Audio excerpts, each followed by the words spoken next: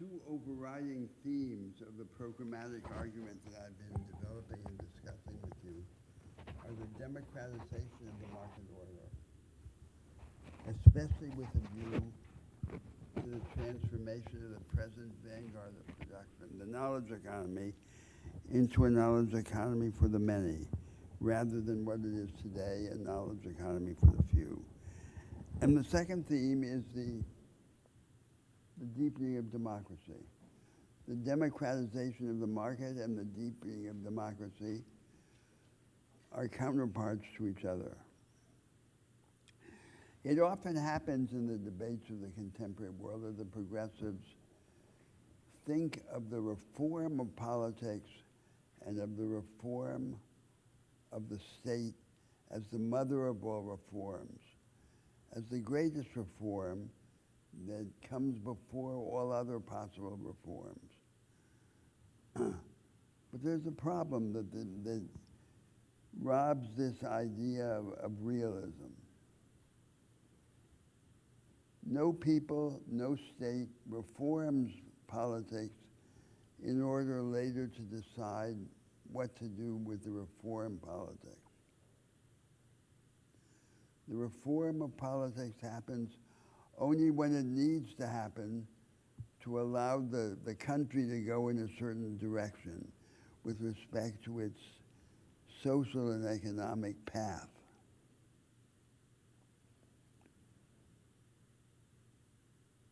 So although it is true that in a certain sense the reformation of politics has causal primacy because politics in the state set the terms on which all the other domains of social life can be changed. Nevertheless, no country, I have said a few times in our argument, reforms its politics and its state only later to decide what to do with the reform politics and the reform state. The reform of politics happens only when it needs to happen, to allow a country to stand up, to survive, to breathe, to innovate. And therefore, in reality, the struggle over the social and economic direction typically precedes the struggle over the form of politics. Now, I want to begin this discussion of an alternative form of politics, what I want to call a high-energy democracy, a high-energy democratic politics. By situating the basic ideas about democracy in the history of political thought, there are two sets of oppositions, there are two guiding contrasts in the history of modern political thought. One is normative and the other is institutional. The normative contrast was described classically by the Franco-Swiss publicist and theorist Benjamin Constant in his famous contrast of the liberty of the ancients and the liberty of the moderns.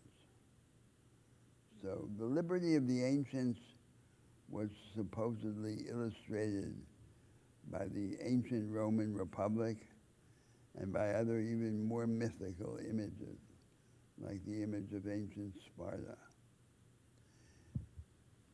And the central idea was that in these ancient republics, politics, rather than being an ecstatic or marginal human activity, is the central activity,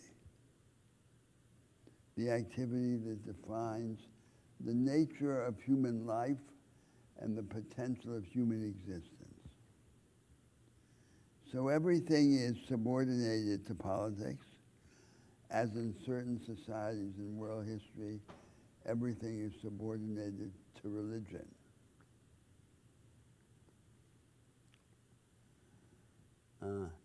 And this incurs in the romantic or utopian view that I just criticized. So I'm not going to take that position, although you might have expected me to take it, given certain other features of the ideas that I've been defending. Benjamin Constant distinguished the freedom of the ancients from the freedom of the moderns. And the freedom of the moderns is the freedom of the flesh and bones individual who has particular desires, who lives in a particular context, who has concrete, tangible aspirations. And for him, this flesh and bones, real person, politics is almost invariably something secondary. He has mundane aspirations. He lives in the earthly atmosphere of tangible ambitions.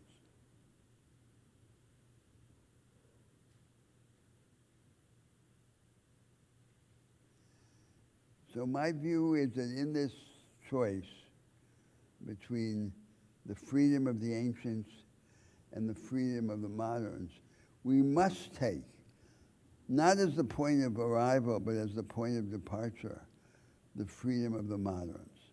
That's the only thing that's real in the real societies in which we live.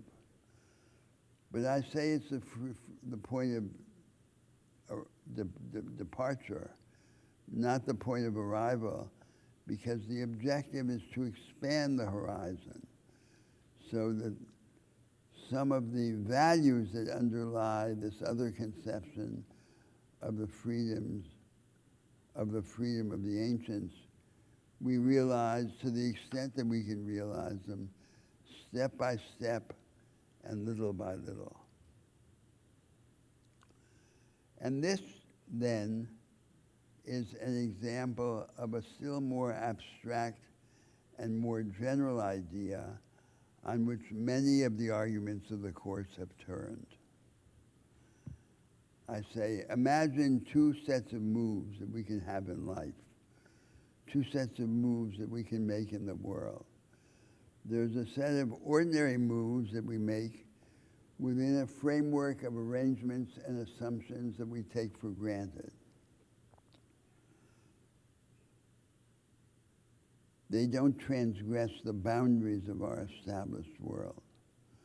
And there's another set of moves, extraordinary moves, by which, from time to time, typically under the provocation of crisis, national crisis or existential crisis, we challenge and change pieces of this framework. Now, what's the objective of all of the arguments that I've been addressing, of all of the ideas? The objective is to move these two sets of actions closer to each other so that the moves by which we challenge and change pieces of the framework from time to time under the provocation of crisis arise more continuously and organically from the ordinary business of life.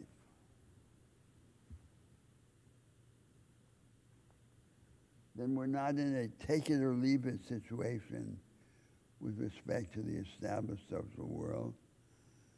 We can participate in it without surrendering to it.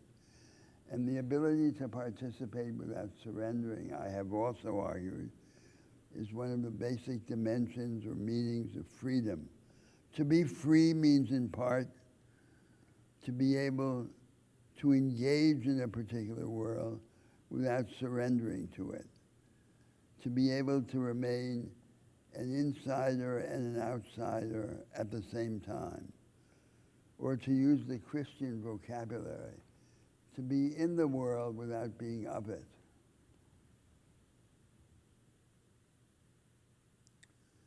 So there's no doubt that between these two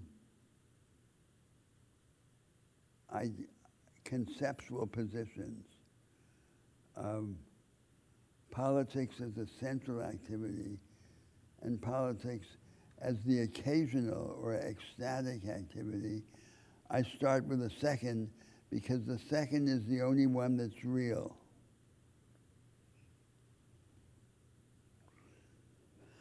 Now, there's a second set of oppositions that has shaped the history of political ideas.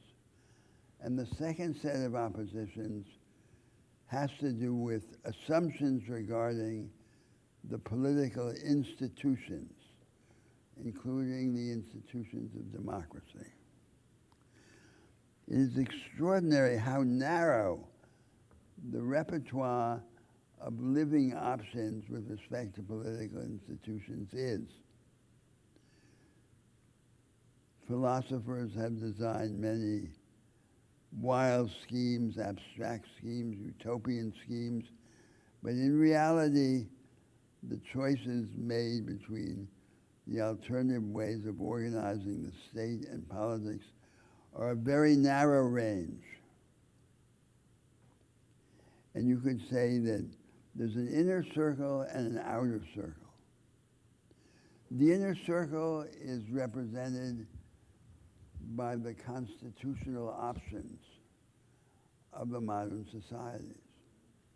The American presidential regime, the European parliamentary or hybrid systems, and so forth. And when new constitutions are made in the world, as they often are, the task of the thinkers often comes down to simply combining syncretically, eclectically, elements of these different options. As if the nature of society required us to choose among this tiny number of positions. The outside circle is the idea that has perennially reemerged in moments of revolution. The idea of a form of politics based on worker councils, a participatory representative form of politics. This is what the Soviets were, the councils of workers in the revolutions, or the revolutionary councils at the time of the French Revolution. This is the idea that the institutions of representative democracy will be put aside and they'll be replaced by a direct participatory form of politics. And there is a uniform acid experience with this outer circle.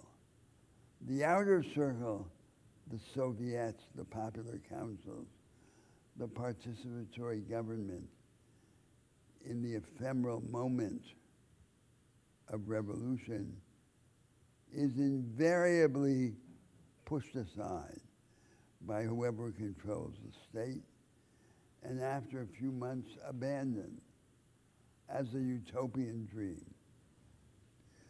So once again, I'm going to do with this second set of options the same kind of thing that I want to do with the first kind of options. I want to take the existing repertoire of constitutional forms not as the point of arrival, but as the point of departure. And in the large societies of the contemporary world, which are not city-states like Rome in its beginnings or Athens, nothing is realistic but representative democracy, at least at the initial moments.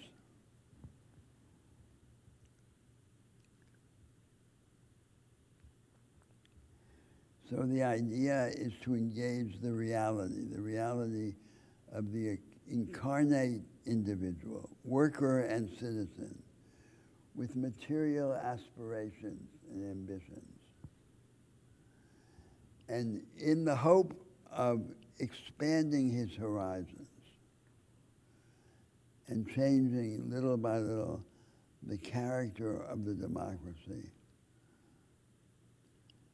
so that in participating in politics, he is not simply resigning himself to a narrow set of assumptions and arrangements, so that he is participating and resisting at the same time, so that he is displaying the transcendent option, which is to be an insider and an outsider at the same time.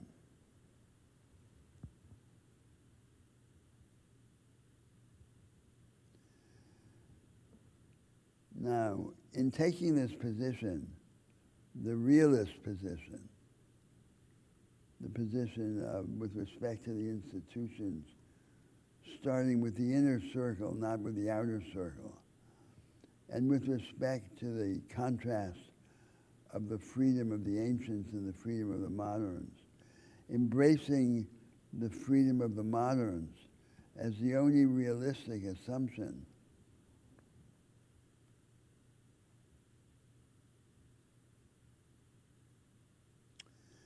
I still have the responsibility, the task of recognizing that this position that I'm calling realistic begins with a high level of accommodation to the contingent realities of these hierarchical societies of the present world, in which the whole evolution of political institutions, including the institutions that we associate with democracy, was tainted by an enormous degree of contingency. In the 18th century and in the first half of the 19th century in Europe, for example, a move to universal suffrage was resisted in every country in the world, even in the most democratic countries. And the belief that the leftists shared with the conservatives was that universal suffrage would have revolutionary consequences. If the majority could vote, the majority would vote to take away the wealth of the wealthy and to transform radically the social order. And nowhere in the world did that happen.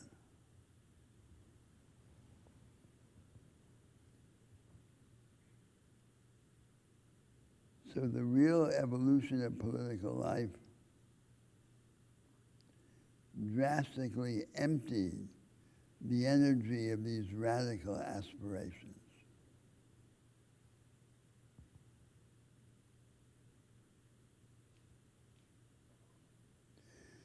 Now I want to say in the same spirit that all the democracies of the contemporary world are weak democracies. They're flawed democracies in a triple sense. First of all, they're weak democracies because they don't, in fact, keep the promise of basing social life on collective self-determination. The vast majority of the arrangements in any real society are the arrangements that were inherited.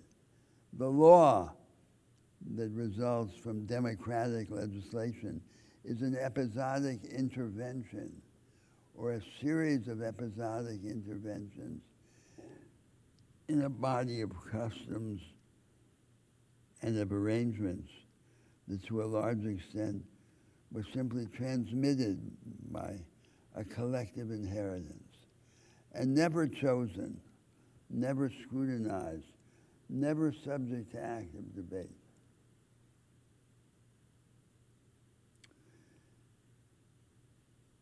And this applies specifically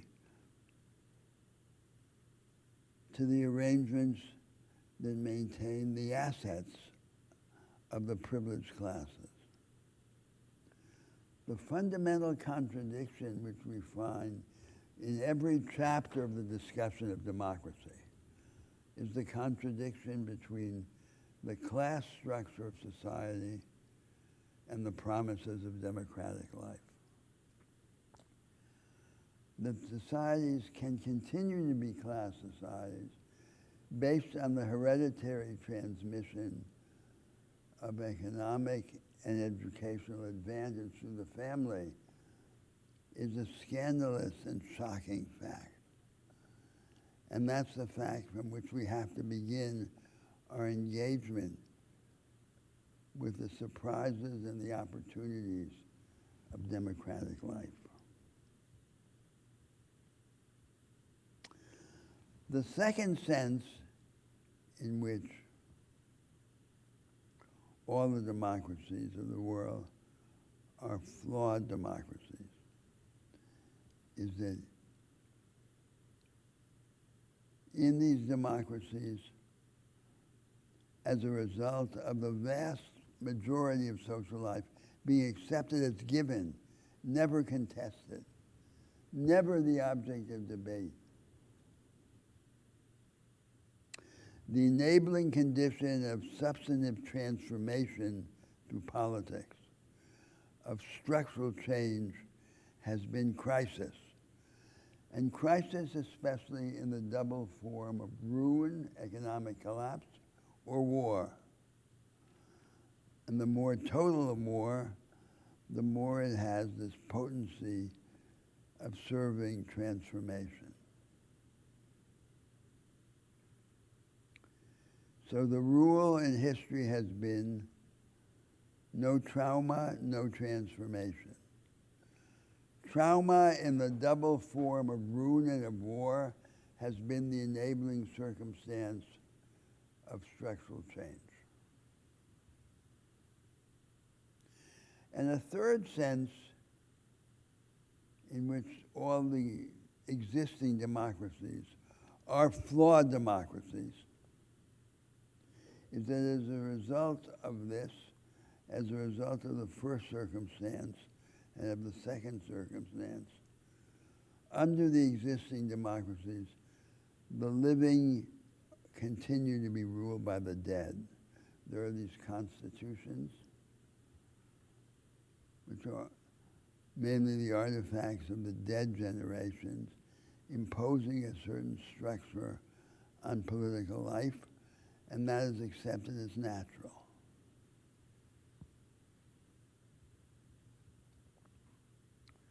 The objective of the doctrine that I'm going to defend is to articulate an idea of a high-energy democracy.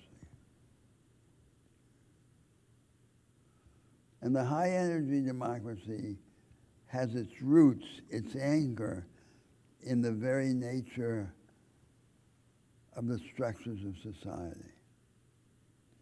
Remember the metaphor which I suggested to you early in the course of the game of musical chairs.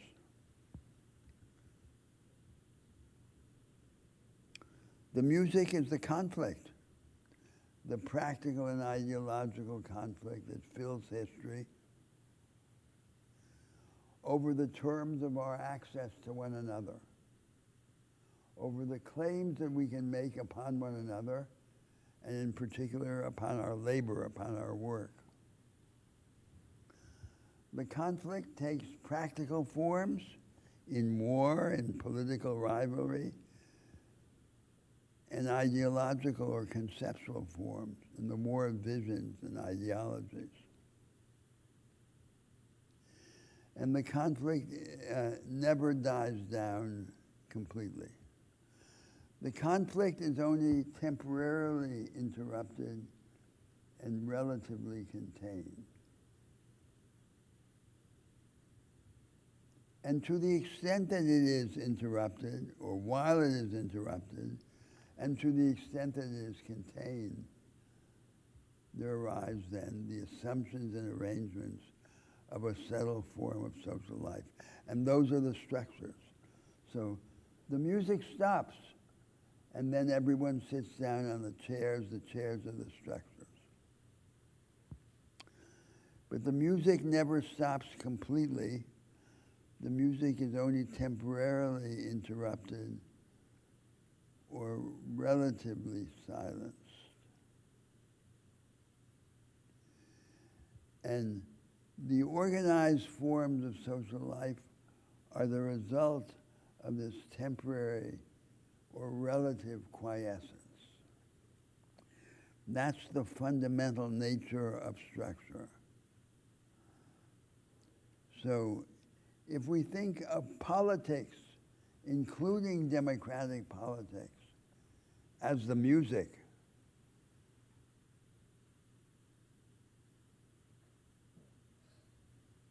we can say these structures of social life are frozen fighting or frozen conflict. They're the solid rather than the liquid form of social life. Conflict, when it reemerges, liquefies these structures. And then we see, if only briefly and under a cloud, that the structures are just the reified, the frozen form of us.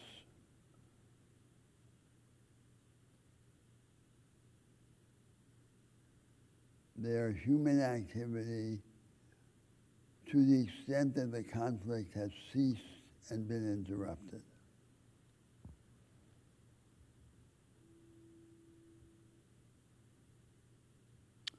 That fundamental fact that all structure is frozen conflict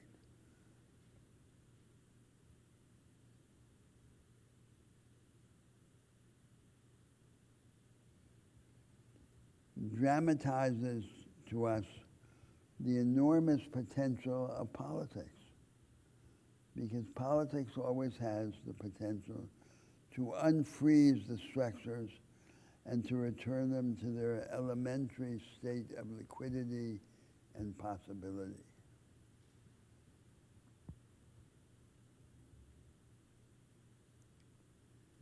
And that observation is the central thesis from which this whole argument about politics starts.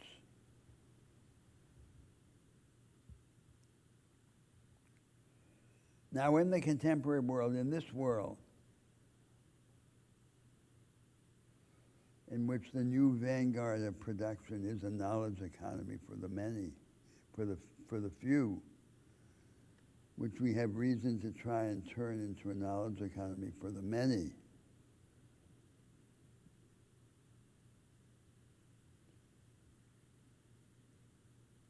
The forms of politics that are available to us, the ways of organizing the democratic state, are, as I observed before, extremely limited. And they're hostile to this intention to liquefy the structures. Unless, of course, there is war and ruin to force them into the state of liquefaction.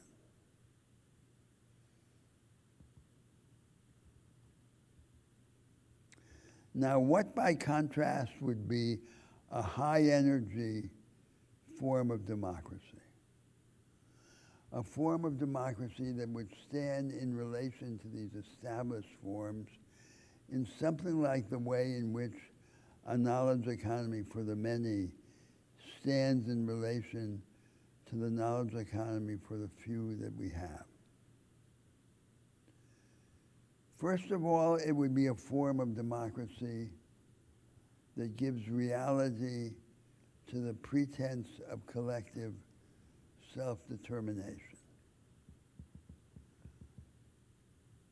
And in this respect, it's not like the existing democracies, and not like the republics that have existed in the world now for centuries. Think of the medieval conception of two kinds of lawmaking. One kind of lawmaking is the jurisdictio, which is the revelation and the reenactment of what is supposed to be the common private law, the law of contract and of property, which simply reveals the inner structure of the private order and pretends not to be creating anything, but simply to be disclosing this inherent structure. And then the second kind of lawmaking in the medieval world, in the European medieval world, was the gubernaculum.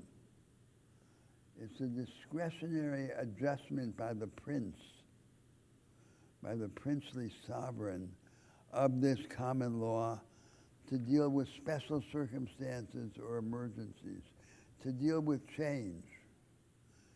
So supposedly, the basic private law is permanent and not really chosen but discovered, and the occasional law created by the sovereign is an adaptation to circumstance. Now the question we can ask is, under the existing democracies, is that not still in reality the nature of most law?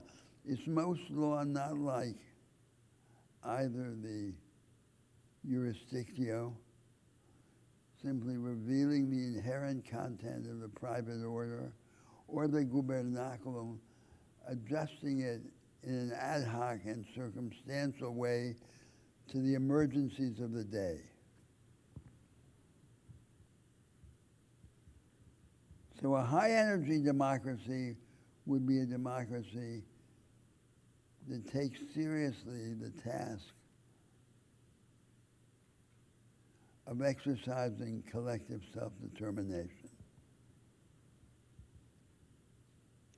And I'm saying, nothing can be accepted as the law just because it is the custom, the immemorial custom of the society, just because it arises from the collective habits of the nation. A strong democracy, a high-energy democracy, is also a democracy that doesn't need trauma to make change possible. So in some way, which we have yet to discuss, or by some combination of ways, it renders the impulse to transformation endogenous to the political order. So transformation ceases to be just an unsettling imposed on the society by war or by ruin, and becomes a practice of, at the limit, of perpetual invention of the new, of perpetual innovation. And the impulse to innovate arises from inside the form of social life, rather than being imposed on it by the accident of violence or of economic collapse. And the third sense of a strong democracy is that in a strong democracy, the dead cease to govern the living govern themselves. And they do not live in a world which is populated by the options of the dead.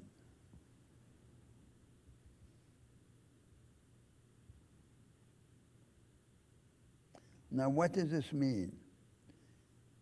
I don't want to deal with it as if it were a static moment, an achievement, an outcome. I want to deal with it as a process. And what matters, as always in a programmatic argument, is the direction.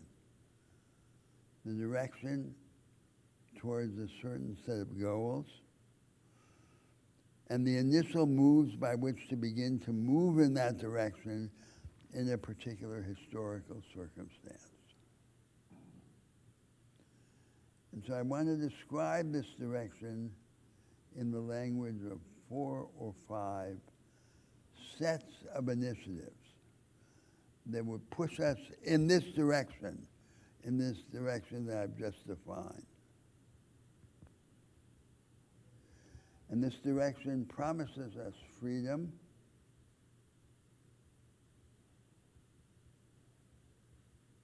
both because the form of politics described in this way is itself freedom, and because it is then the setting hospitable to particular forms of freedom, like the economic freedom that we win with the knowledge economy for the many. Yes. So is the objective of high energy democracies complete collective self-determination? I hesitate to say complete collective self-determination because that makes it sound utopian. And I don't believe in a static outcome that we could describe in these terms, but in a process in which really it's the movement which is essential and not how far in this trajectory you have gone at any one time. So I think, the philosopher Kierkegaard said, the war against repetition is a war against life. In any real society, in any real human life, a large part of our experience is formulaic or repetitious. We may try to innovate and diminish the quota of the formulaic, but whatever we do, most of it is going to be formulaic. And that doesn't impugn the validity of the objective as I've described it, because the objective is the direction. So the prevalence of repetition and of the formulaic is, as a practical matter, a condition of creativity and of innovation. As in any artistic genius,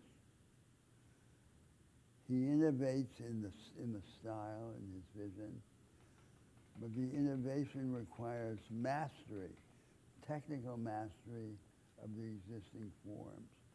And the innovation becomes visible or audible or whatever only because of this element of established style.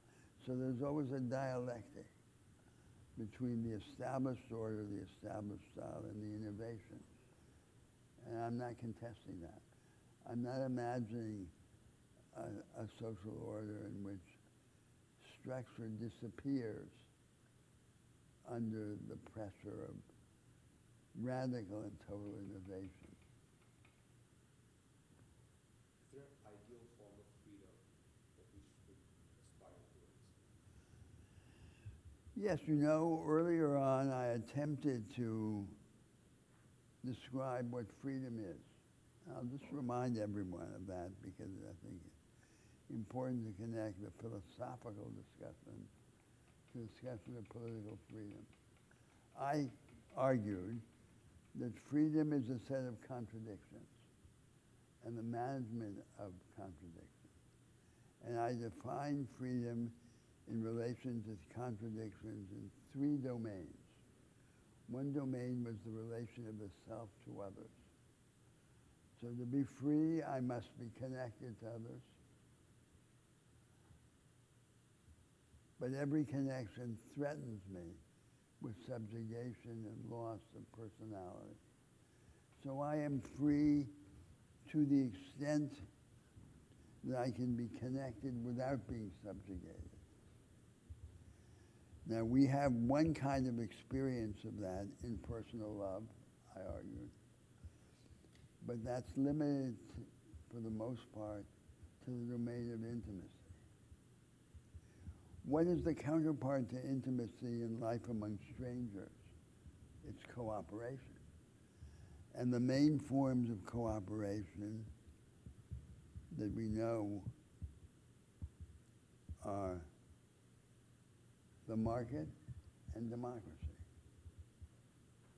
But there's no uncontroversial form of the market of democracy. So we're going to take the market. The social theorists pointed out that the market depends on moral presuppositions. And they argued a market economy, a market order, requires a modicum of trust, of low trust among strangers. So then comes the definition. What is a market? A market is a form of simplified cooperation among strangers that may be unnecessary when there is high trust, but that is impossible when there is no trust. So it's a low trust form of economic life. And it's interesting to observe, as we have observed in the economic discussions, that the advance toward vanguardist forms of production is typically accompanied by an elevation of the level of discretionary initiative and of reciprocal trust that is required and demanded of all participants in the process of production. So the more advanced forms of production seem to be typically forms of production that elevate this moral culture and associate vanguardist practice and technology with higher levels of trust.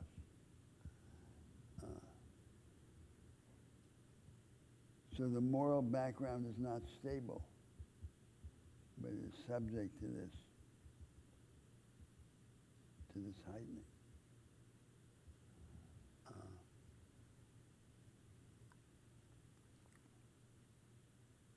Yes.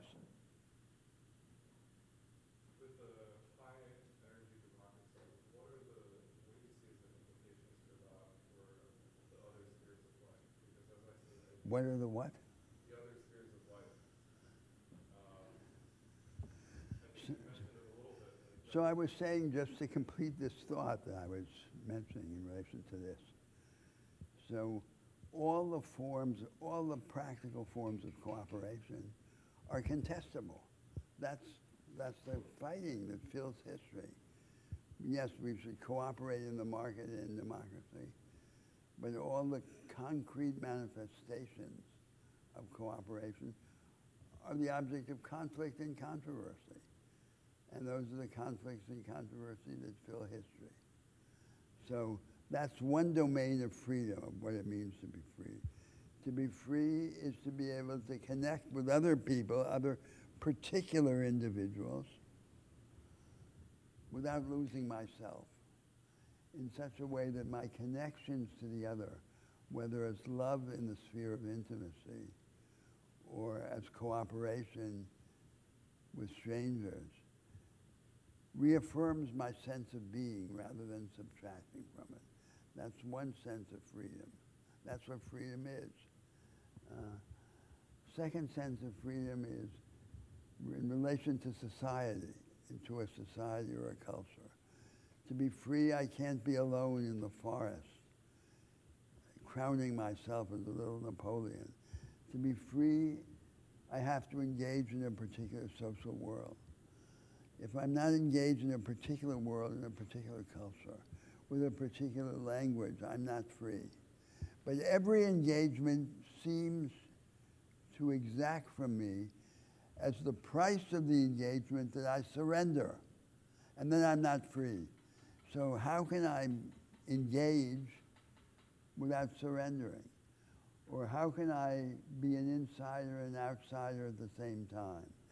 How can I engage, participate in the social and cultural world, but deny it the last word and insist on keeping the last word to myself?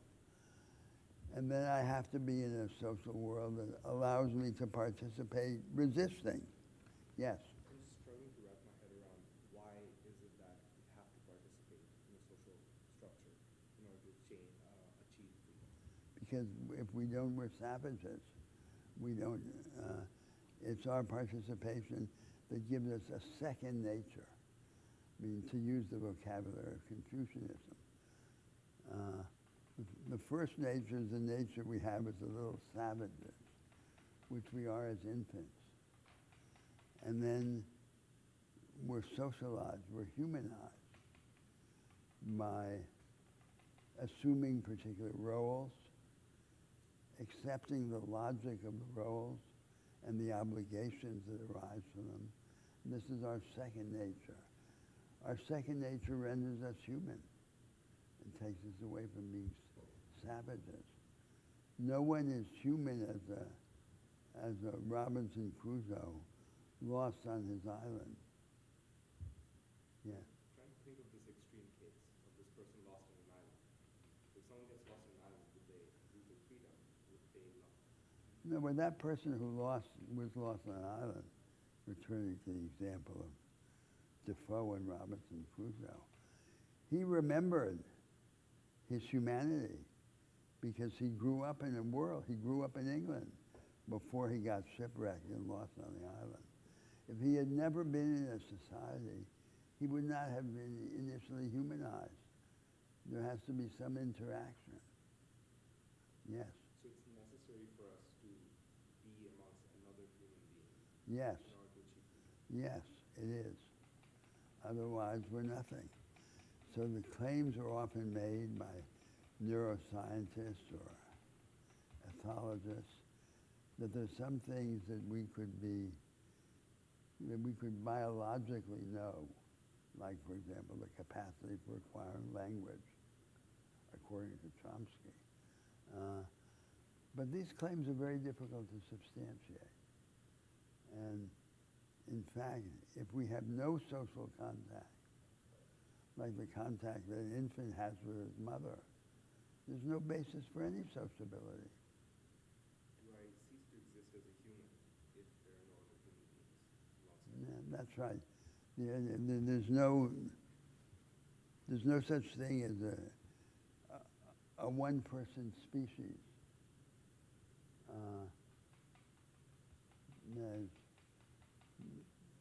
The dialectic of interaction, me and you, and not just me, is a primitive. It's the first step. It's not a second step. There's the Nietzschean or Emersonian ideology begins already from this second step. It wants to imagine that there could be a world in which there's only me. But in the vocabulary with which it explores this world, it makes it clear that that's not what it thinks. So Emerson, for example, says, imitation is suicide, but the human being is mimetic. All of our desires are overshadowed by this heavy mimetic element. So we hijack one another, and we penetrate the citadel of the other through our influence on their desires. And that's the nature of humanity, at least according to this argument I'm making. But the emphasis that I was giving by this argument doesn't have to do with the relation between the ego and the other. That's an element, only an aspect. The main emphasis is that freedom is contradictory. And freedom, in fact, consists in contradictions and in the management of these contradictions. Yes? Would it be freedom if I voluntarily gave up my freedom? You voluntarily what? If I gave up my freedom voluntarily, out of free will, is that still freedom? Yes, that's a classic subject of dispute among the philosophers. Can you sell yourself into slavery and so forth? That's an anomalous instance of freedom, but it's like the individual self transcends that choice. It's like a person imagining himself dead. So in consciousness, he rises above that, and he imagines his abdication. So, and there's a third domain of freedom, which is our relation to ourselves. So to be free, we have to form a habitual form of the self. The virtues are properly described as the habitual forms of action. a way of seeing the world, which is distinctly ours, shaped by a set of tropes, tropisms, and habits. And then the Greeks said character is destiny. So the character is essential. But if we allow the character to be rigidified, in the way in which Nietzsche, for example, says the individual's life has to be a work of art, like a sculptor chiseling in the stone, then the character can take over and become a fetish, become the non-human object, like a viper sucking out our blood. And that's not freedom. So to be free, there's a third set of contradictions, which we have to form this stylized object, the stylized self, has been shaped in a particular way. And then we have to rebel against it. Because if we don't disrupt the stylized self from within, we're also not free. So we have to have this construction, but we have to be able to interrupt it, and then we're free. So freedom consists in the set of negations, in the set of subversions, in this management of contradictions. And then the question with respect to democracy, if we look at democracy from this angle, is what kind of political life gives us the best chance of being free in this way? And it's certainly not some rigidified regime of property.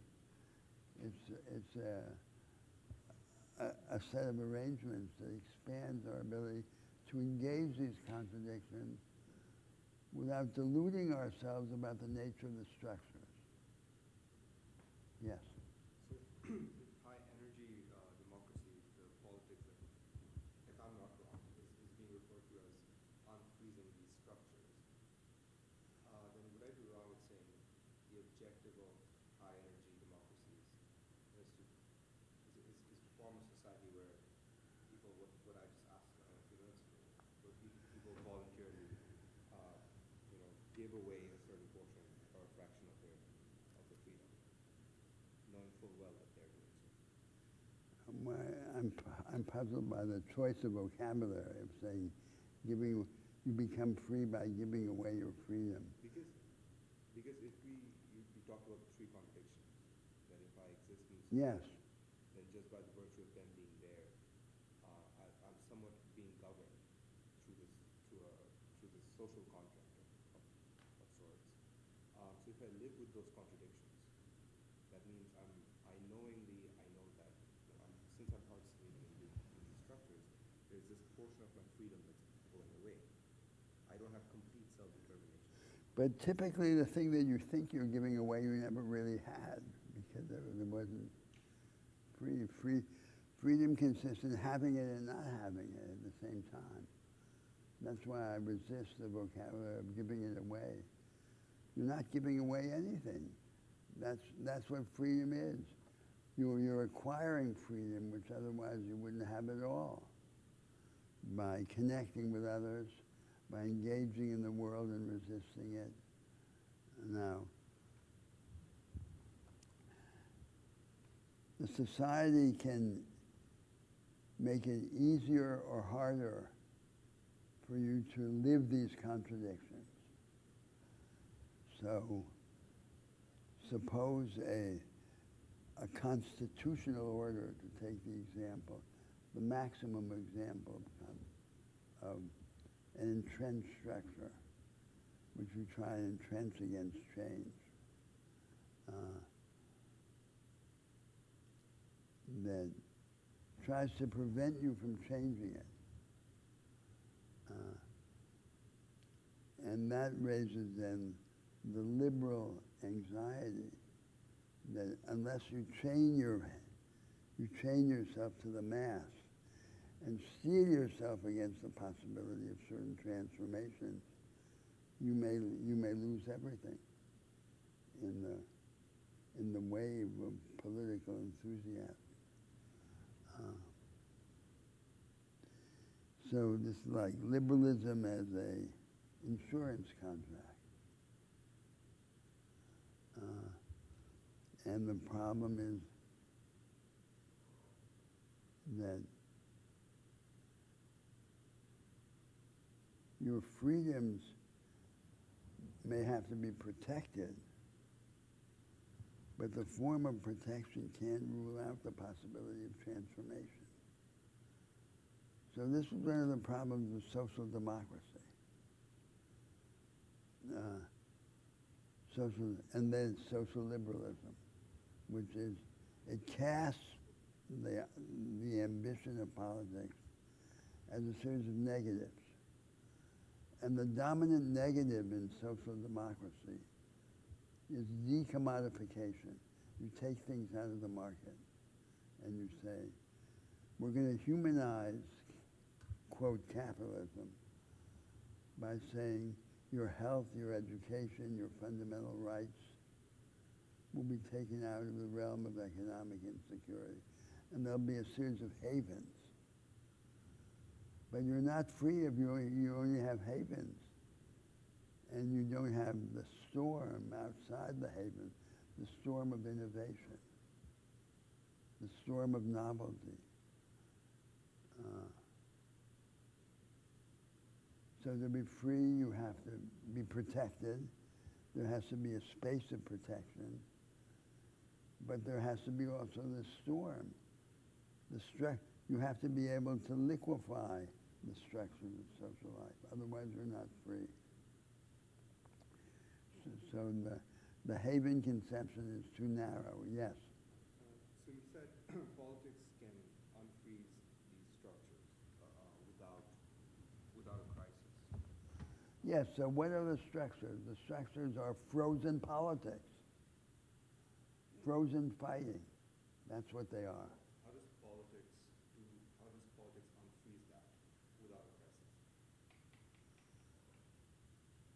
Well, unless you define unfreezing itself as a crisis, but a more advanced society with a higher culture of trust and opportunity is, among other things, a society that allows individuals to take risks, moral risks, not just economic risks, allows them to redesign their lives, to reinvent themselves,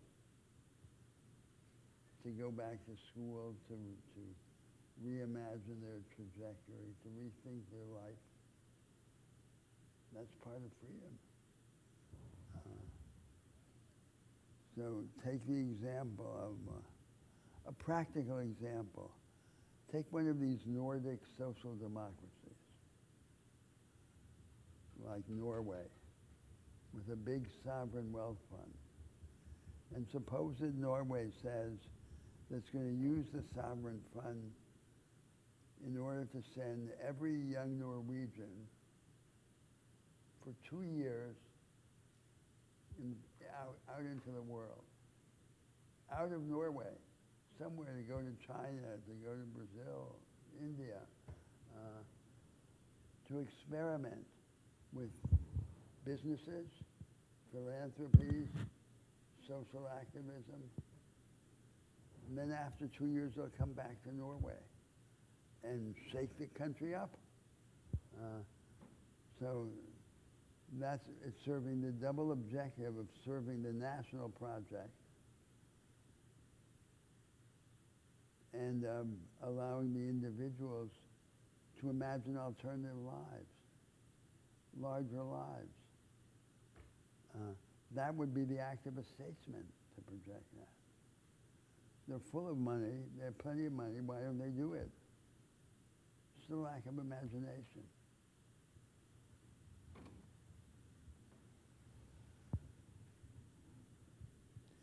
So this high-energy democracy is the political translation of these ideas into a way of organizing democratic politics.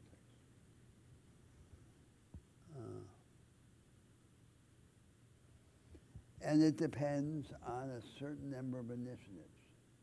Now, doesn't depend on the abstract conceptually. It's just taking the existing forms of politics and the present world, what will we have to do? Starting out from the real points of departure that we have.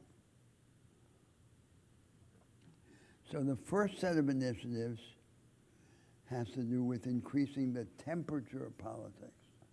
Now, what do I mean by the temperature of politics? I mean the level of organized popular engagement in political life. So a crucial premise of conservative political science and conservative statecraft is that there is an antinomy, a contradiction between, in politics, between institutionalization and mobilization.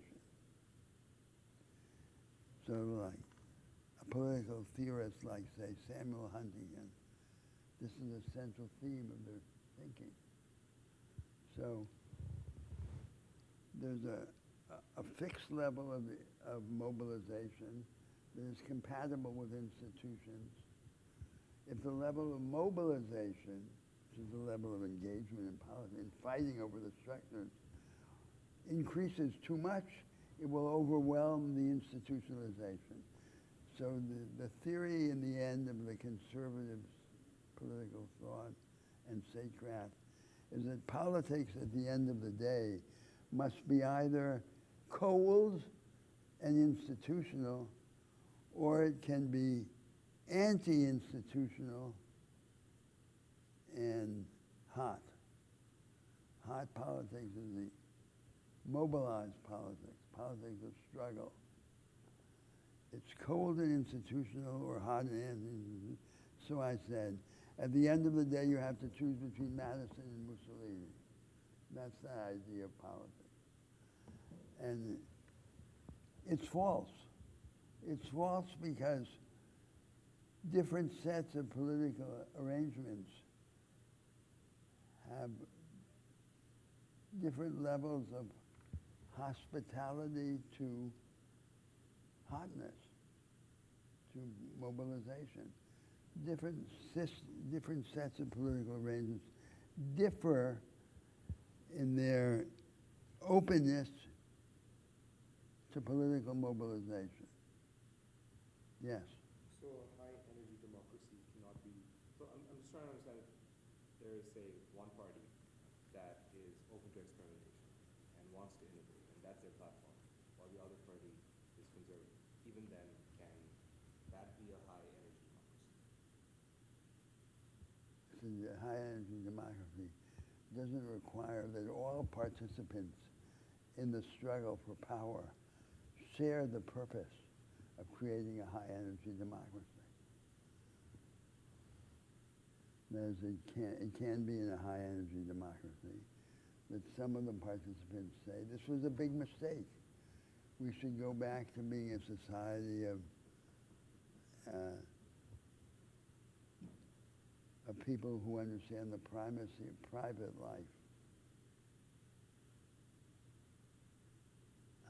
and of reasonable ambitions, and not a bunch of romantic adventures. And notice I'm saying this having said before that in the contrast between Benjamin Constant's freedom of the ancients and freedom of the moderns, I'm taking the position of the freedom of the moderns because I don't think that we should conceive the objective as to replace the real flesh and bones individual by the mythical selfless citizen, the fantastical image of the ancient Romans. We should start with the real individuals who belong to a particular class, who have particular ambitions. And the objective should be to diminish little by little the fixity of the boundary between personal ambition and collective ambition, rather than to reaffirm this dogma.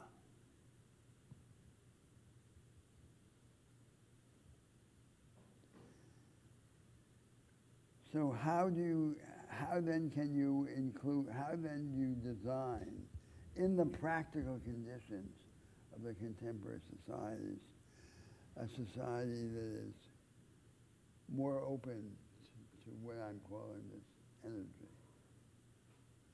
So there are three sets of things that are crucial. The relation to money, politics to money, the relation to media,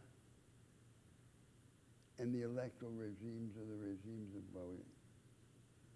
Now let's start with the regimes of voting. Because it's a mistake to have a high-flown, quasi-romantic vocabulary suggesting that something is beyond the horizon, that it's a romantic jump. It's not. So start with the elementary choice between optional or mandatory voting. So one thing you could have is 22 countries in the world have a rule of mandatory voting. Some of them are poor, some of them are rich. It doesn't matter. The rich include, for example, Belgium.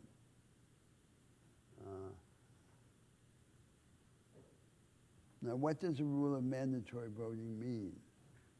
A rule of mandatory voting just means, typically, that you have a legal obligation to vote, and that if you violate your legal obligation, you have to pay a small fine. In reality, that rule has sufficed in most of these 22 countries to produce electoral behavior in which the vast majority of the population votes. Now, I'm sure they don't vote because they don't want to pay the fine, but the fine business was part of the historical background that induced them to develop this collective habit. Of course, they retain under a rule of mandatory voting the prerogative of abstaining. But abstention in a system of mandatory voting has a very different meaning from abstention in a system of optional voting. Because in a system of optional voting, abstention is ambiguous. It can mean simply the individual thinks there's nothing wrong with what's happening, so he can leave it alone.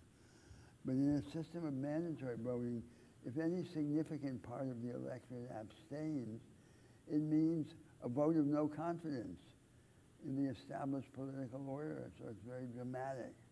This happened, for example, in Argentine history, and it discredited the elections. Now, in a country like the United States, mandatory voting can be regarded as an outrage because it's supposedly coercive. But why is it coercive in comparison to jury duty, preparing your tax returns? Declaratory taxes, like the income tax in the United States, are much more meddlesome with the time of the individual than a rule that says every so many years the individual has to devote a few moments to the affairs of the republic with the privilege of abstaining. Is that coercive? So it doesn't really make much sense. And then, of course, the individual has the supreme duty of defending his country, conscription, which should never have been abandoned by the progressives in the United States in favor of the idea of a mercenary army. So that's an example. Now, if you take electoral rules, like the contrast between first past the post majority versus proportional representation. What's interesting is that all the relations are circumstantial. So, for example, in a system in which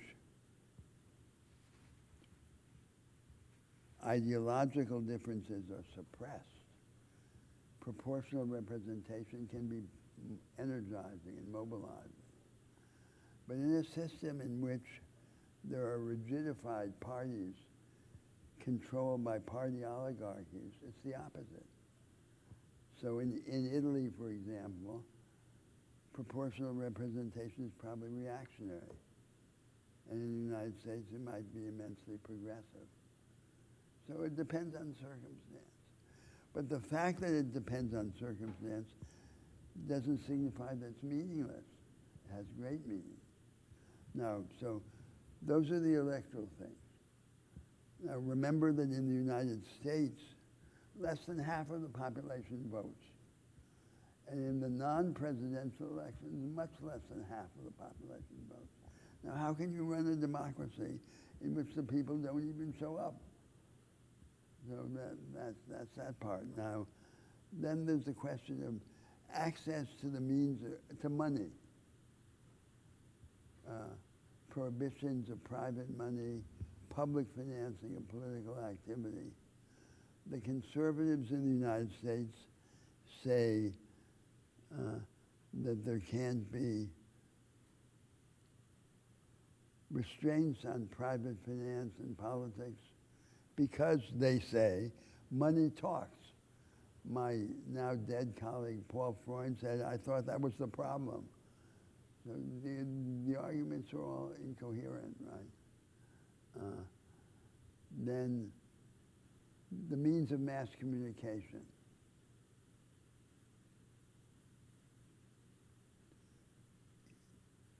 Should you be able to buy television time? I mean, the television time should be dealt out for free to the political parties and social movements by some formula that splits the difference between their present strength and arithmetical equality. And not something that can be bought. And then, now, there are people who say it's a political culture. But I guarantee you, if you give me in the United States a rule of mandatory voting, partial proportional representation combined with a system of party lists, prohibition of buying television, free distribution of television time to the political parties and social movements. I guarantee you that in a short amount of time, the Americans will be intensely politicized. And you'll think, are these Americans? But they will be, because many of the things that are regarded as cultural are in fact artifactual consequences of these structural options. So there's no reason why you can't have a system of democratic politics that is both hot and institutional to a much higher level through a series of institutional experiments. Now, I've deliberately given you examples that are completely anti-romantic because these are just trivial things if we look at them independently. But if we put them all together, then they are in a certain direction. And it's that direction that produces the effect.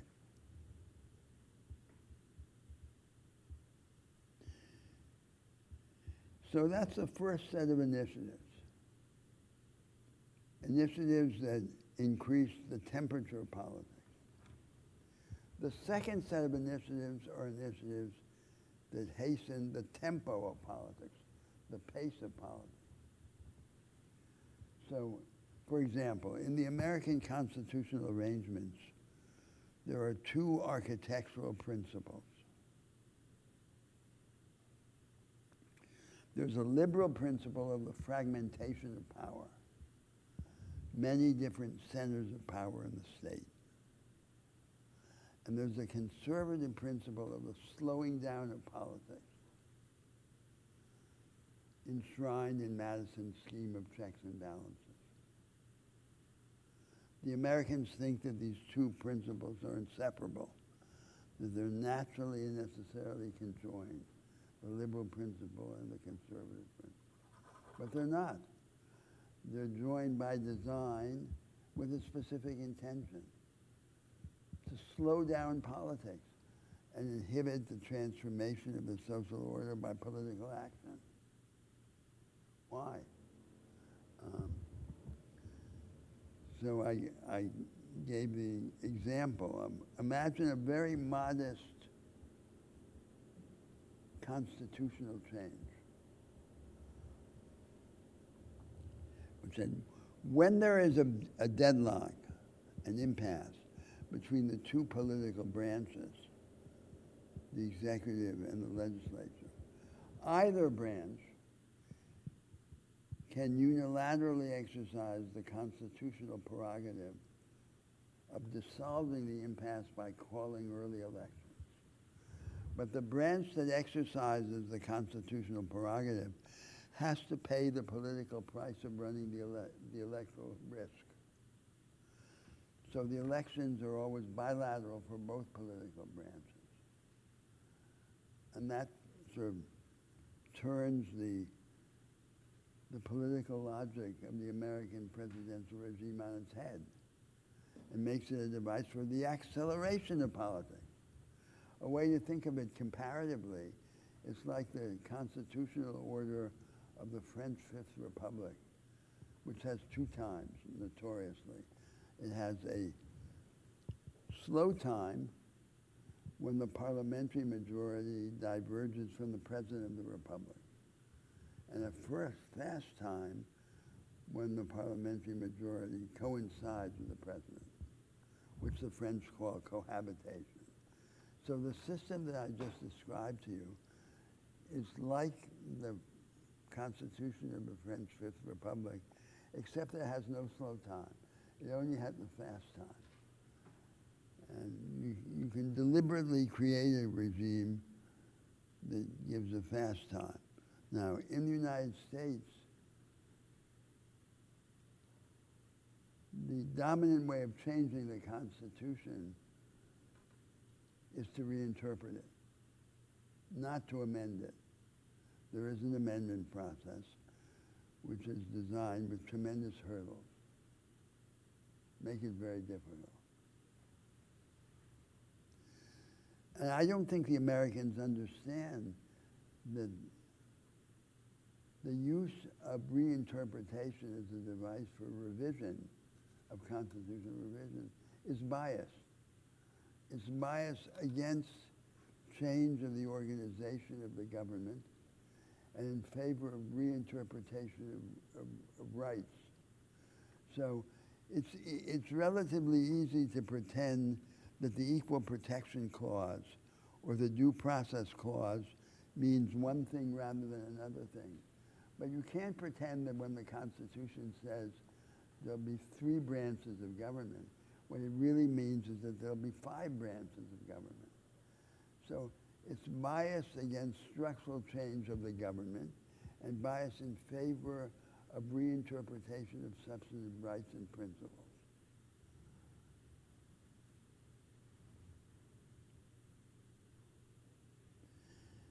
So the acceleration of when politics is not accelerated, what happens?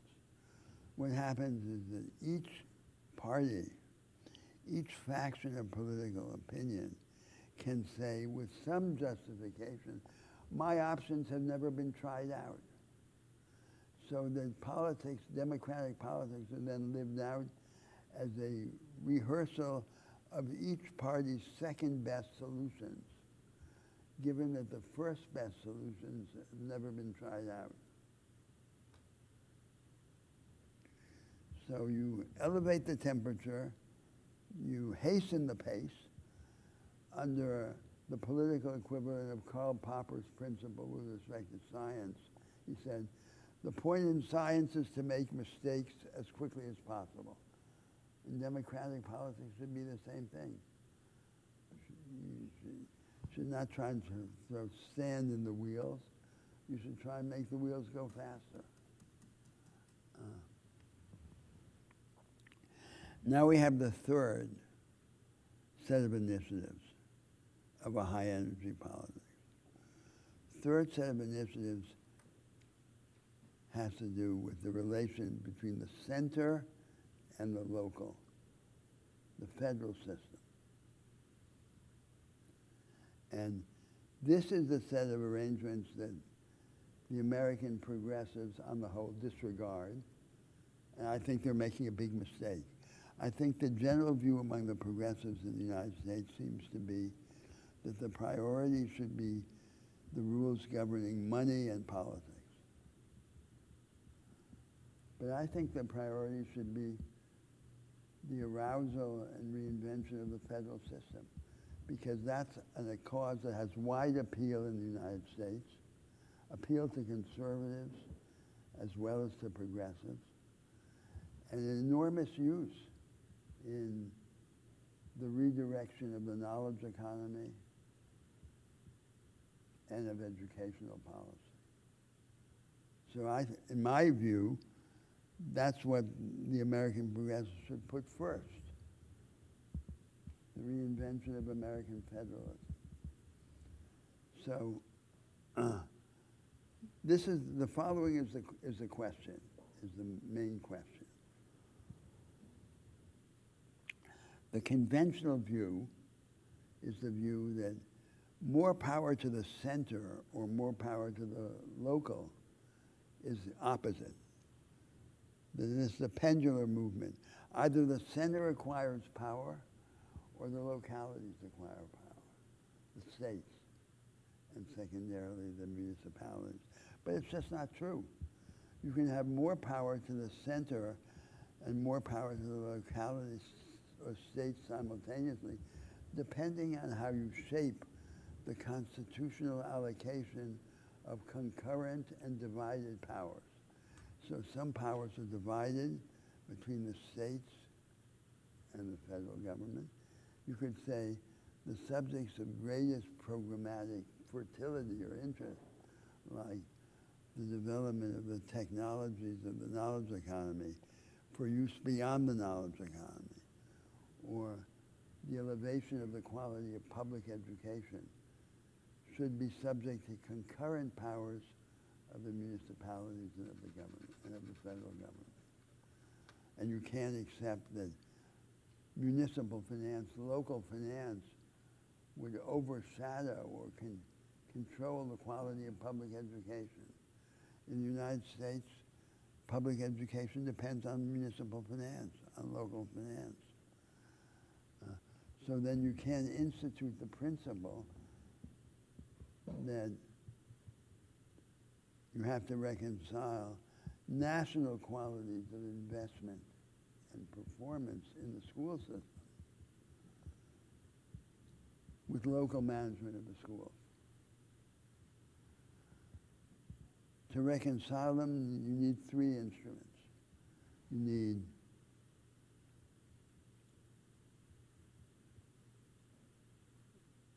a system of testing, of national testing, to evaluate performance school by school and student by student. Second, you need a redistributive mechanism to redistribute resources and staff from richer places to poorer places. And third, you need a system of corrective intervention when these efforts fail.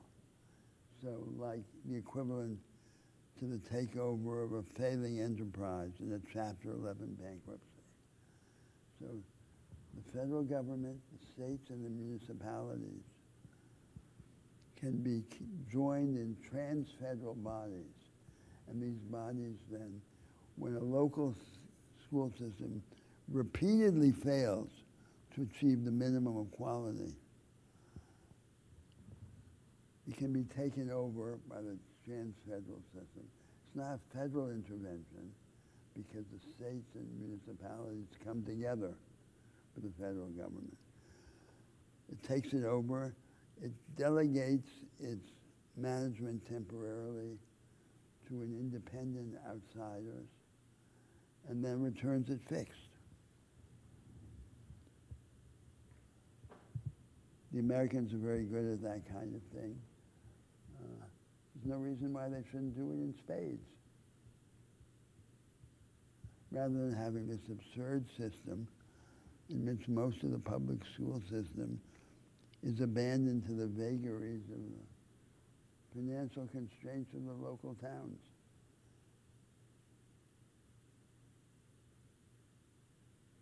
And then, of course, a radical transformation of the curricula, which we'll discuss later.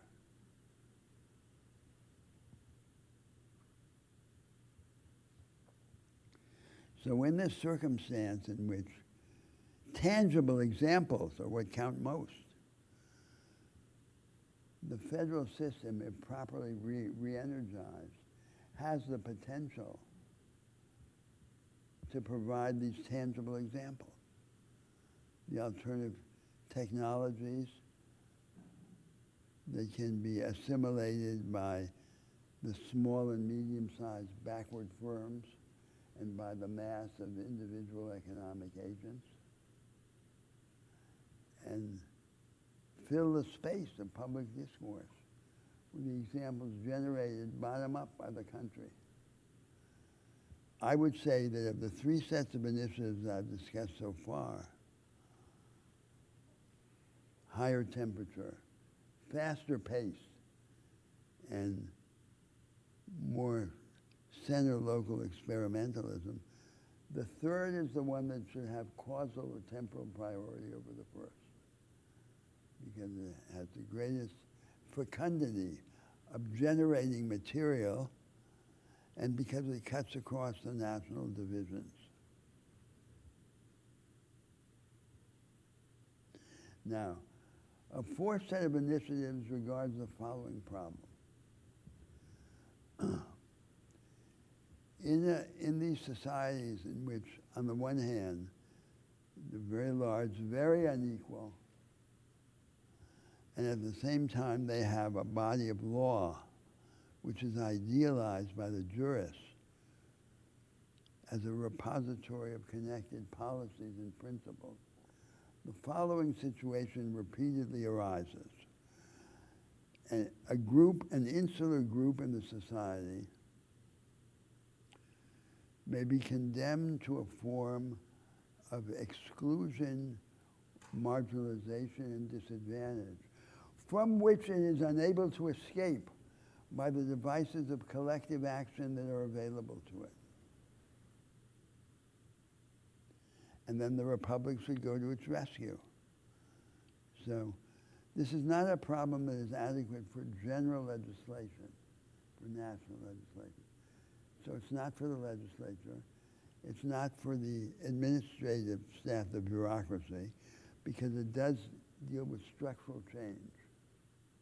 But it deals with structural change in a localized or episodic way, not in a systemic way. So who should do this? Who should do the work that is structural reformation, but localized and episodic? If it's not the bureaucracy, the judiciary, or the Congress. Well, what happened was the following. In the United States, it was dealt with by the judges, by the federal judges, during a certain period of American history. Because the American progressives felt that they couldn't get from the people what they wanted to get from the state. So this was a circumvention of political politics by judicial politics. The progressives went to the federal judiciary. Some of them became federal judges, and they crafted then these so-called structural injunctions, also called complex enforcement, which are not like ordinary adjudication. First, because the adjudicants are not individuals. They're groups or individuals representing collective causes. Second, because the evil is not the violation of a particular right. It is a systematic exclusion or marginalization of a social group. And third, because the redress requires the adjudicator to invade the causal background of social life and change something about the situation, which is found to be in contradiction to the ideals attributed to the law. So this is what the federal judges began to do with respect to prisons, insane asylums, and school systems. In other words, relatively marginal social institutions from the standpoint of the economy and of production. And why relative marginal institutions? Because that's what they were allowed to get away with. So the federal judges who crafted these structural injunctions in effect split the difference between two principles.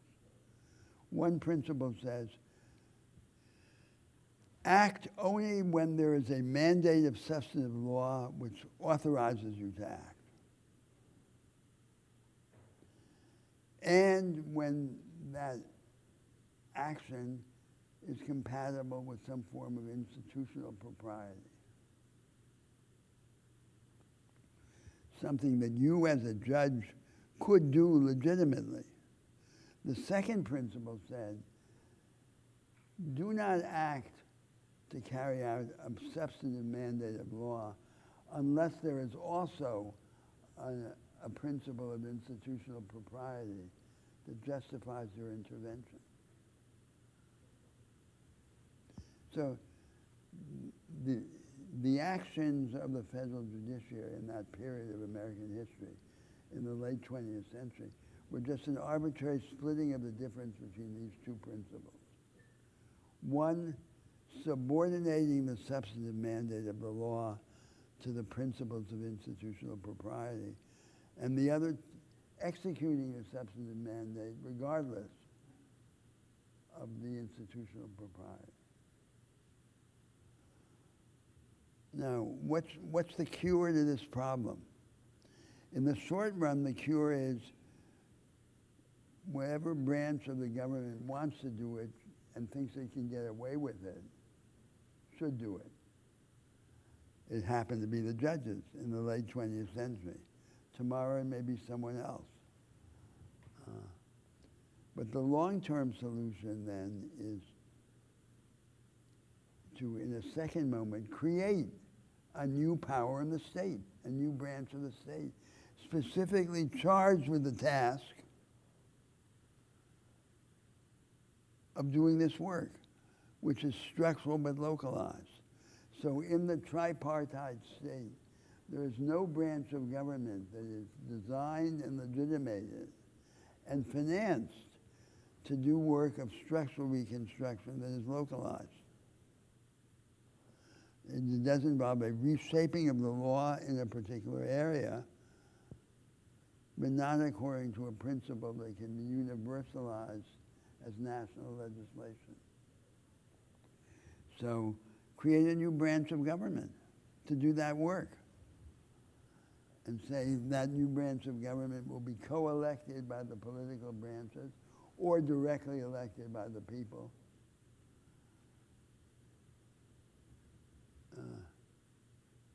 To do this anti-subjugation, anti-marginalization task of the state.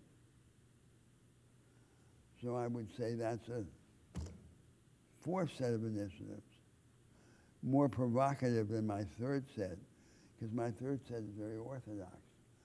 Now, going back to the third set, let me add something. I think there are two stages in the experimentalist use of a federal system. In the first stage, the dominant theme is cooperation, cooperative federalism. And cooperation can be vertical or horizontal. So it's horizontal if it's between states. It's vertical if it's among the federal governments, the states, and the towns. So the three levels of the federation can collaborate in developing the technique, the technologies, and the practices of an inclusive knowledge economy. That's happening already in a primitive way in the United States. All the governors in the United States have industrial policies. Just about every single governor in the United States is trying to have his own little Silicon Valley. It's like the creation of Potemkin villages. It's not real, but it's a primitive form of an objective that in itself is not primitive. and that would require to carry it out cooperative federalism, vertical cooperation. And horizontal cooperation is when they collaborate regionally. And regional policy is a fundamental instance of national development project.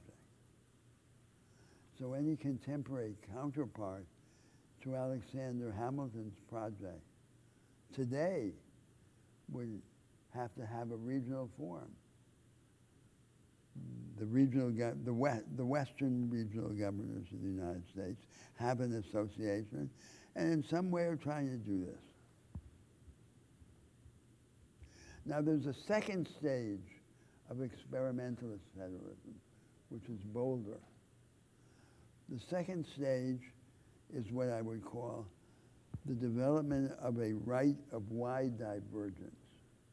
By wide divergence, I mean the following idea.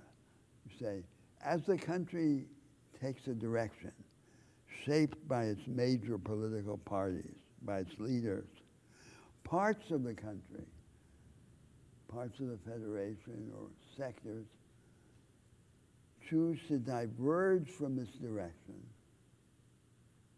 authorized both judicially and politically, in order to provide the country with a countermodel of the national future.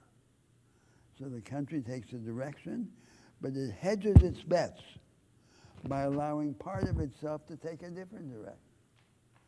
And what could be better than that? More experimentalist and democratic.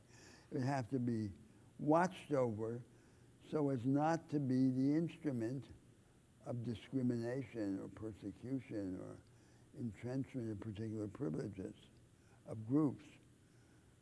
So it would have to be vetted, first by the political branches and second by the judiciary.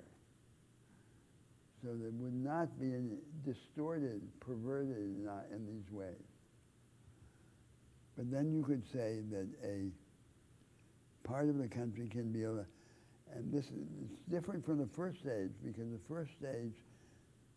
first stage of cooperation, it supposes that all the parts of the country enjoy at the same time the same level of freedom to diverge.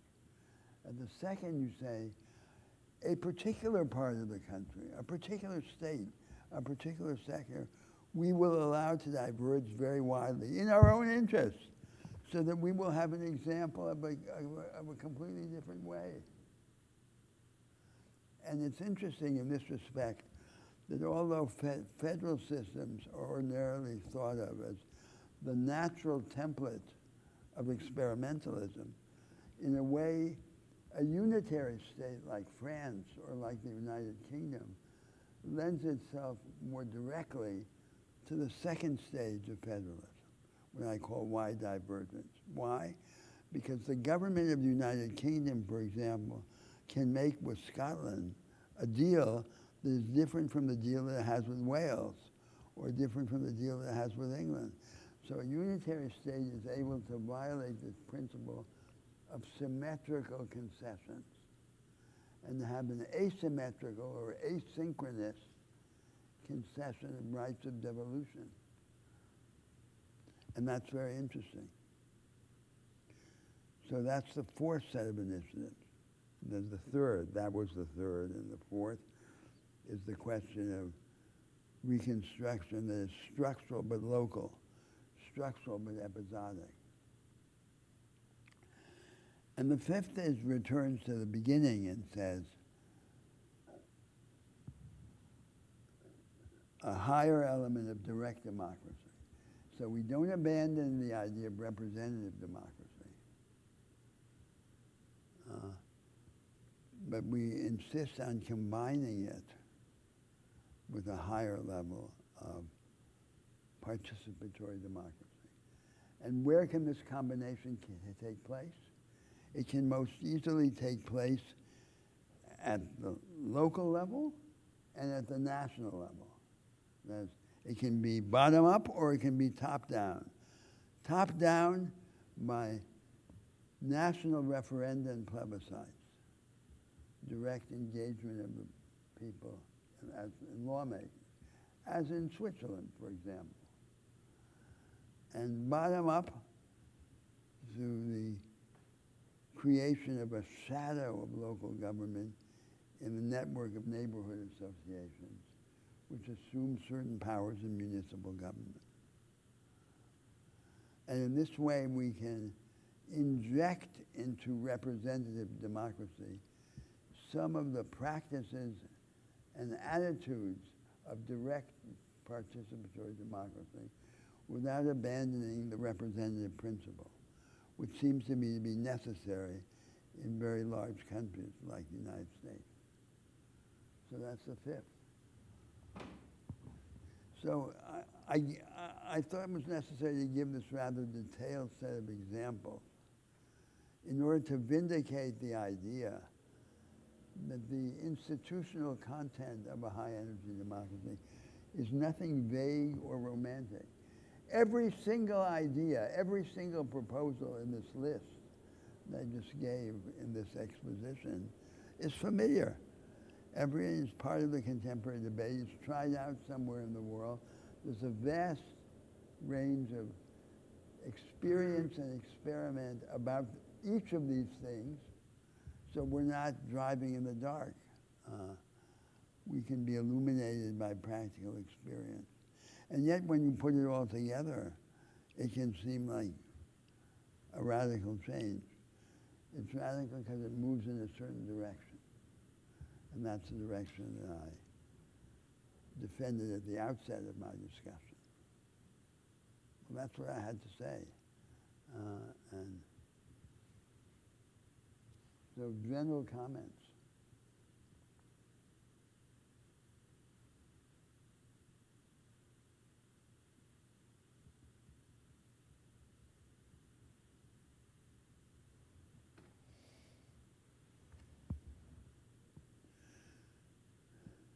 I think that what's difficult and at the same time what's ambitious and attractive about this is the attempt to marry technical details with large aspirations. And that is the comparative advantage of the lawyers, because they don't deal with these things in the form of ideological abstractions. They deal with the institutional detail and with its dialectic between general conception and detailed institutional manifestation. And the possibilities, opportunities reveal themselves only at the moment of detail. So this is, I think, this is what should be attractive. And this is the prophetic dimension or the prophetic horizon of legal thought. Normally the jurists are just priests, but they can be prophets also. And the details are instruments of prophecy, because the prophet, the modus operandi of the prophet has to be to offer a down payment on the future or the alternative experience that he proposes. So he has to be able to touch the wound, to point to something concrete, and to say, this is the anticipation of another life, of a higher life. The epiphany, the discovery of the hidden possibilities of experience then feeds the prophecy, which is the anticipation of a higher form of personal or collective life. Now, I think that a question of some delicacy is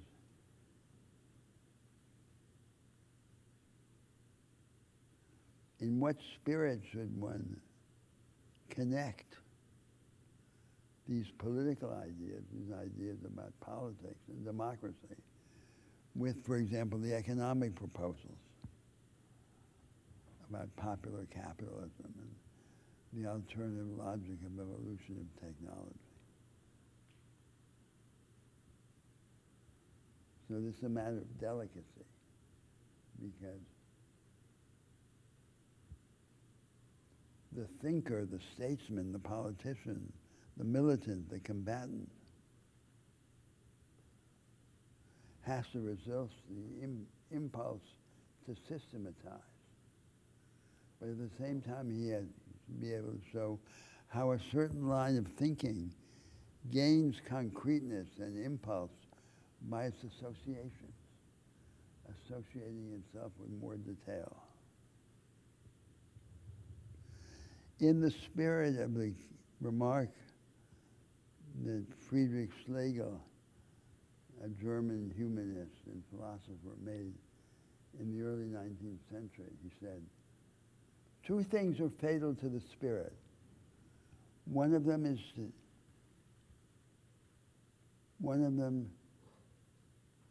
is to have a system, and the other is not to have it.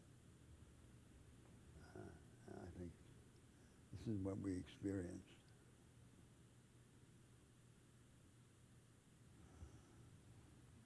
To have a system and not to have it. By a being who's trying to be free in all of those ways that I detailed earlier.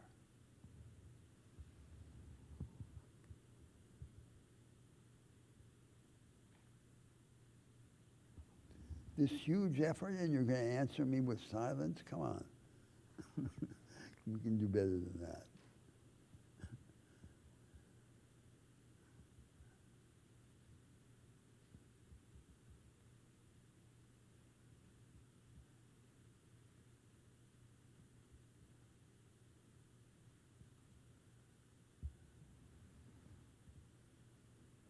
Yes. I guess my question, is,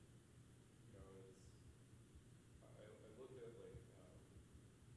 some of the quote unquote progressive politics, or the left-leaning politics of Bernie Sanders or Zohar Mamdani, this new economic populism that's growing. Yes. But it's clearly short-sighted in the sense that it's not really. It's just responding to pressures about inequality. And my question for you is how to get out of this cycle of. Well, I would hesitate to make judgments of these particular individuals because everyone is speaking from his circumstance and they're under a different system of constraints. So it's easy for me to surround myself with the aura of philosophy and speak from on top, but it's not the same thing as being engaged down below. I do think that, I've said this before, I think that what I find objectionable in the ideas of Sanders is the impression that everything would be better if the United States was the Sweden of 1970. It wouldn't be better. I mean, it would be better in some ways, obviously, but I think that's not going to work, and it shouldn't work. So just to have this idea of a series of spaces of decommodification, of protection, is not good enough. I think that the American spirit is a spirit which is not satisfied with a discourse of entitlements and decommodification. So that's less than half of the story. The other half is about innovation, creation, energy. In politics, whichever force most credibly embodies the cause of innovation, of novelty, of the future, wins the day. And the other one who appears on the scene as the humanizer of the inevitable,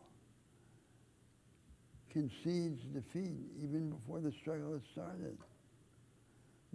So I think my main criticism of them is that they misunderstand the nature of politics.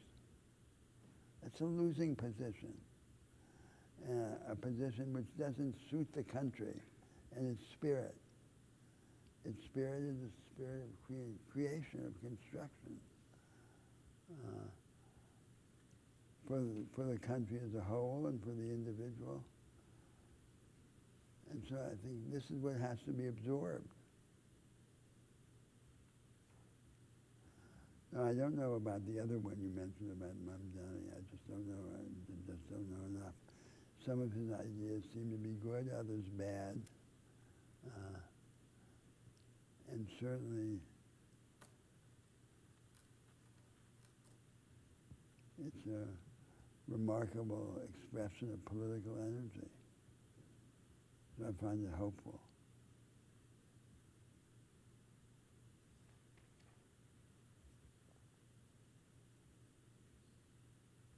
But you have to be patient and realize that the time of ideas is not the same.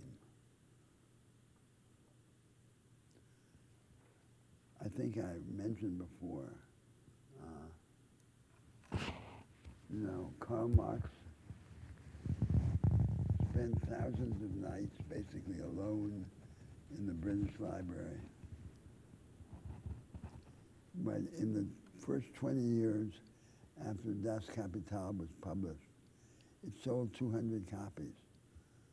And who could know all the confusion that rose later in the world provoked by these ideas. So it requires courage, resistance, hope.